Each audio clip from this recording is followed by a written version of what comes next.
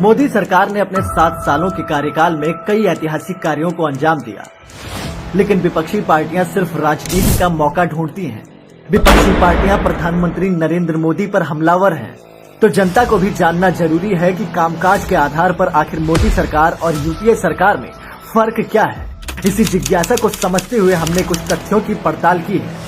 आर्थिक स्थिति। मनमोहन राज में भारत का स्थान 5 सबसे खराब स्थिति वाली अर्थव्यवस्था की थी, जबकि मोदी सरकार में भारत विश्व की 5 बड़ी और दुनिया में सबसे तेज गति से बढ़ने वाली इकोनॉमी है। Centre of economics and business research CEBR की रिपोर्ट के अनुसार भारत 2030 तक तीसरी सबसे बड़ी अर्थव्यवस्था होगी। Sanitation coverage. वर्ष 2013 में 38.3% सैनिटेशन कवरेज था, जबकि वर्तमान में यह 94% तक पहुंच चुका है। शौचालय निर्माण। 1947 से 2014 की अवधि में 6.37 करोड़ घरेलू शौचालय थे, जबकि पिछले 7 सालों में 10 करोड़ से ज्यादा शौचालयों का निर्माण कराया गया है, जिसमें ज्यादातर काम ग्रामीण इलाकों में हुआ। रक्षा बजट।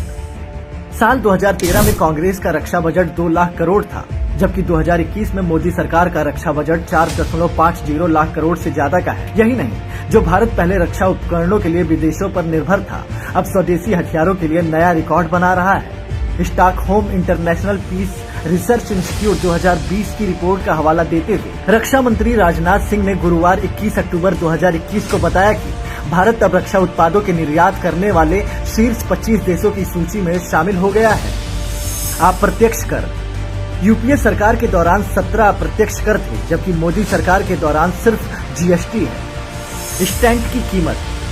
हृदय रोग में लगने वाली ड्रग इल्यूटिंग स्टेंट की औसत कीमत 1.98 लाख रुपए थी, जो घटकर 28,849 रुपए हो गई है। Operational airport.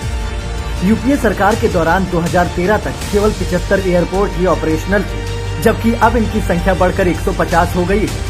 इसका मतलब पिछले 7 सालों में 70 से ज्यादा एयरपोर्ट ऑपरेशनल हुए हैं। ग्रामीण सड़कों का निर्माण। 2013-14 में ग्रामीण सड़कों का निर्माण 69 किलोमीटर प्रतिदिन होता था, जबकि 2020-21 में 134 किलोमीटर प्रतिदिन हो रहा है। यही नहीं, प्रतिदिन 37 किलोमीटर राजमार्गों का निर्माण कर नया कीर्तिमान बनाया गया है। मोदी राज में पिछले 7 वर्षों के दौरान राष्ट्रीय राजमार्गों की लंबाई अप्रैल 2014 की 91,287 किलोमीटर से बढ़कर 20 मार्च 2021 तक 1,37,625 किलोमीटर हो गई है। ये 50% की वृद्धि है। ग्रामीण सड़कों का विस्तार। प्रधानमंत्री ग्राम सड़क योजना के तहत मार्च 2014 में 55% ग्रामीण सड़क कनेक्टिविटी से बढ़कर 85% हो गई है। Optical fibre. वर्ष 2014 में 59,000 गांव ही ऑप्टिकल फाइबर से जुड़े थे, जबकि अब 2,19,000 गाँव में पहुंच चुका है। LED bulb. एक LED बल्ब की कीमत 2013 में 310 रुपए थी, जबकि अब यह 40 से 70 रुपए के बीच मिलती है। ग्रामीण विद्युतीकरण। 2014 में 18,452 गांव ऐसे थे जहां बिजली नहीं पहुंची, जबकि अब सभी गांव में बिजली पहुंच चुकी है। Gas connection. उज्ज्वला योजना के 8 करोड़ से ज्यादा परिवारों को चूल्हे के धुएं से आजादी मिली है। कांग्रेस ने कभी इस तरफ सोचा ही नहीं था। मोबाइल निर्माण। 2014 में केवल 2 मोबाइल फोन निर्माण इकाइयां थी, जबकि अब ये बढ़कर 120 मोबाइल फोन विनिर्माण इकाइयों से ज्यादा हो गई है। सैमसंग, एप्पल जैसी विश्वस्तरीय कंपनियों ने चीन, अमेरिका से अपना प्लांट हटाकर भारत में लगाए हैं। वेतन सहित मातृत्व अवकाश।